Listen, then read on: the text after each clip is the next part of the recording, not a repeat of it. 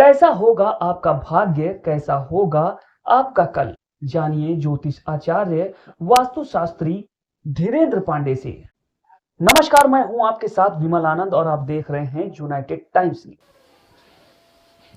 नमस्कार मित्रों, मैं आचार्य धीरेन्द्र पांडे आज आपको ज्योतिष का एक जो बहुत ही महत्वपूर्ण विषय है, बहुत ही संवेदनशील मंगल ग्रह और मंगल ग्रह का जातक और जातिका के जीवन में प्रभाव, इसके बारे में आपको डिटेल में जानकारी देंगे।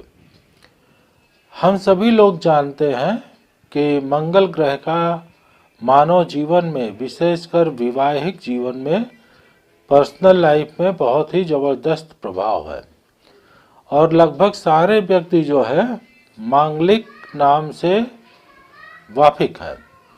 तो आज मांगलिक प्रभाव क्या होता है और कैसे मंगल के प्रभाव को हम कम कर सकते हैं, इसके बारे में हम आपको जानकारी देंगे। तो मंगल ग्रह ग्रहों में सेनापति है। ये लाल रंग का प्लैनेट है। आज जब साइंटिस्ट ने अपने सैटेलाइट्स को भेजा है मंगल ग्रह पे, तो उन्होंने कहा कि ये लाल रंग का रेड स्टार है। रेड स्टार उसको बोलते हैं। ज्योतिष के ग्रंथों में 10,000 वर्षों से मंगल को लाल रंग का कहा जाता था और इसका रत्न जो मूंगा है, लोग धारण करते थे। तो आज जो मांगलिक प्रभाव है, इसके विषय में मैं आपको डिटेल में बताता हूँ। किसी भी कुंडली में मंगल अगर 1, 4, 7, 8 व 12 भावों में होता है तो वो कुंडली मांगलिक होती है। इसके कुछ अपवाद भी हैं, लेकिन सामान्य तौर पे 1, 4, 7, 8, 12 भाव में स्थित मंगल कुंडली को मांगलिक बनाता है। जब प्रथम भाव में मंगल होता है तो मंगल बहुत ही गुस्सा, सख्त, शौर्य, साहस, आक्रामकता देता है। वहां से प्रथम भाव से मंगल सप्तम अष्टम भावों को पूर्ण दृष्टि से देख रहा है, जो जीवन साथी को प्रभावित करते हैं। तो ये जातक सामान्य तौर पे मांगलिक होता है और इसके विवाह में लड़की भी या लड़का भी जो जीवन साथी है वो मांगलिक होना चाहिए, तभी मैचिंग अच्छी आएगी। इसके बाद चौथे स्थान का जो मंगल है, चौथे स्थान का मंगल भी बहुत ही महत्वपूर्ण होता है। चौथे स्थान के मंगल, चूंकि चौथा भाव सुख भाव है, चौथे भाव का मंगल अगर पापी होके अशुभ राशि में, शत्रु राशि में बैठा हुआ है तो पारिवारिक सुख को नष्ट करता है। चौथे भाव में बैठा मंगल चौथी दृष्टि से सप्तम स्थान को देखता है, जीवन साथी के स्थान को देखता है। इसलिए ऐसे व्यक्ति के जीवन में जीवन साथी के साथ मतभेद, टकराव की परिस्थिति बनी रहती है और इस जातक का भी विवाह जब करना होगा तो उसका जीवन साथी भी मांगलिक प्रभाव युक्त हो। सप्तम स्थान अब आता है। सप्तम स्थान में अगर मंगल की स्थिति है, चूंकि सप्तम स्थान जीवन साथी का स्थान है, लाइफ पार्टनर और बिजनेस पार्टनर, तो सप्तम स्थान में जो मंगल है यह सामान्य तौर पे मांगलिक प्रभाव उत्पन्न करेगा, क्योंकि सप्तम में तो वो जीवन साथी वाले घर में तो बैठा ही है, वहाँ प्रभाव डालेगा। साथ ही साथ मंगल की पूर्ण दृष्टि लग्न पे और सेकंड हाउस पे पड़ेगा। तो लग्न पे पड़ने के कारण से ऐसे जातक के व्यक्तित्व में आक्रामकता, गुस्सा, जिद, एंगर, ये सारी चीजें होंगी जो उसके जीवन साथी के लिए कष्टकारी होती हैं। मंगल का जो सेकंड हाउस पे दृष्टि है, आठवीं दृष्टि, वो भी जीवन साथी को कष्ट देती है।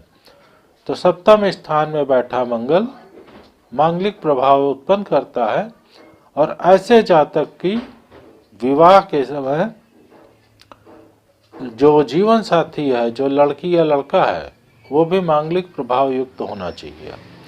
इसके बाद हम अष्टम स्थान आते हैं। मित्रों, अष्टम स्थान आयु का होता है। व्यक्ति की आयु कितनी होगी, कैसे होगी।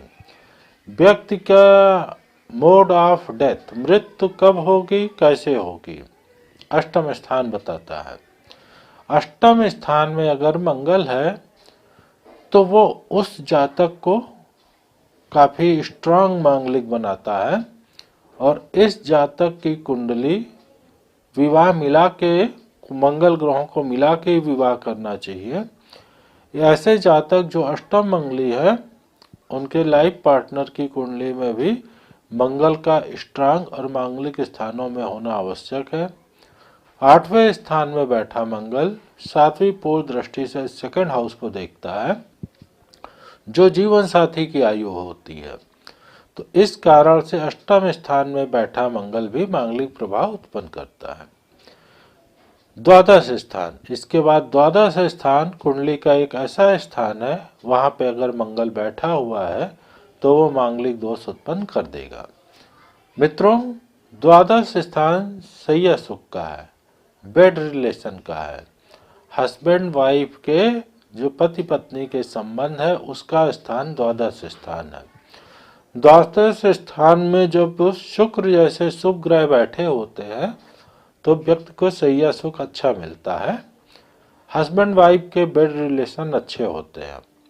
लेकिन अगर द्वादश स्थान में मंगल जैसा पापी ग्रह, आक्रामक ग्रह बैठा हो, तेज ग्रह बैठा हो, तो ऐसे व्यक्ति के जीवन में लाइफ पार्टनर के साथ जो उनका पति पत्नी का संबंध है उसमें बहुत सी समस्याएं, दिक्कतें आती हैं।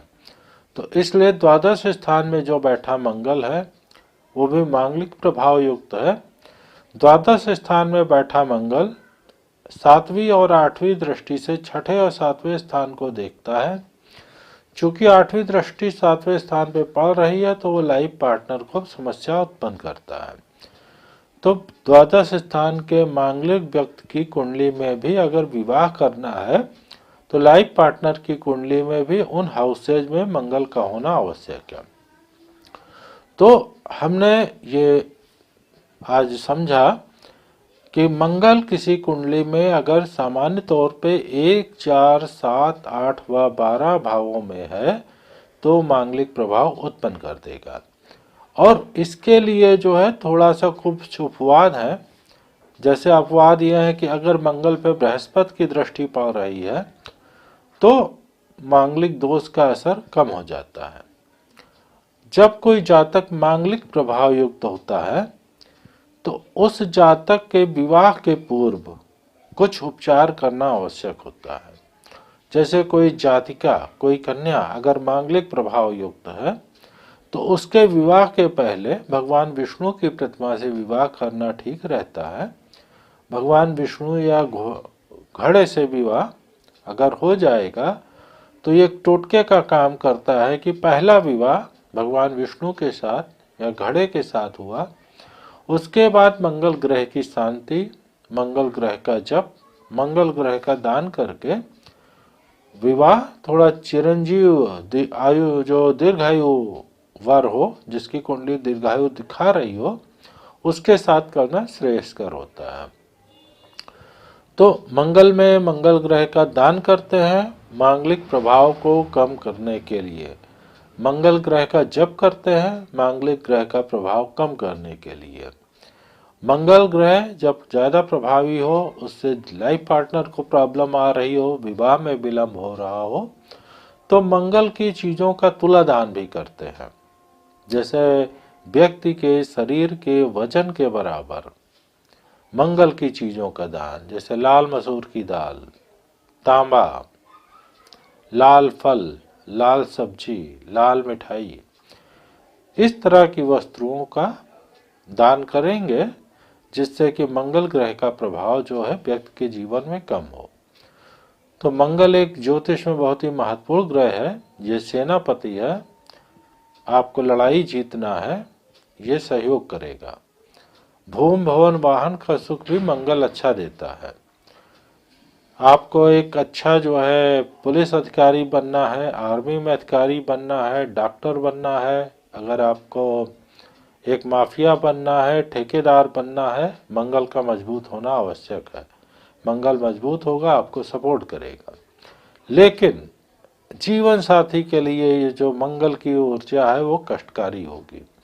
तो मित्रों, आपके परिवार का कोई व्यक्ति हो, आपकी खुद की कुंडली हो, अगर आप अभी विवाह नहीं हुआ है, विवाह करना चाहते हैं, तो मंगल ग्रह को निश्चित रूप से आप जिससे विवाह होना है मैच करें, कुंडली को मिलाएं। ग्रहों का मिलान और गुणों का मिलान दोनों अच्छा हो। अगर कहीं कुछ मैच हो, मान लीजिए किसी का मंगल स्ट्रांग है, किसी का हल्का मंगल है, तो अगर बहुत शादी करने का मन है तो ज्योतिषी आचार्य से बातचीत करके ज्योतिष के जो उपचार हैं उनको विधिवत करने के बाद विवाह करिए, तभी आपका वैवाहिक जीवन सुखी रहेगा। नहीं तो कई बार बहुत जो शक्तिशाली मंगल है वो विवाह को डाइवोर्स में या लाइफ पार्टनर के डेथ तक में परिवर्तित कर सकता है। तो इसलिए मंगल एक बहुत ही इम्पॉर्टेंट प्लैनेट है। मैरिज लाइफ में, पर्सनल लाइफ में मंगल का बहुत इम्पॉर्टेंट रोल है और ये बहुत आवश्यक है कि हम मंगल ग्रह का उपचार करके, सही से कुंडली मिला करके, किसी श्रेष्ठ विद्वान के द्वारा कंसल्ट करके अपने लड़के या लड़की की या स्वयं का विवाह करें, जिससे कि आगे का जीवन सुखमय रहे, इस पृथ्वी पर हम सुख उठा करके जा सकें। तो आप सभी लोगों ने हमारी बात को बहुत ही ध्यान से सुना। मैं ज्योतिषाचार्य धीरेन्द्र पांडे आपका बहुत बहुत धन्यवाद करता हूं और अगले अंक में हम फिर जो है ज्योतिष के किसी प्रमुख जो है अध्याय पे चर्चा करेंगे। नमस्कार मित्रों।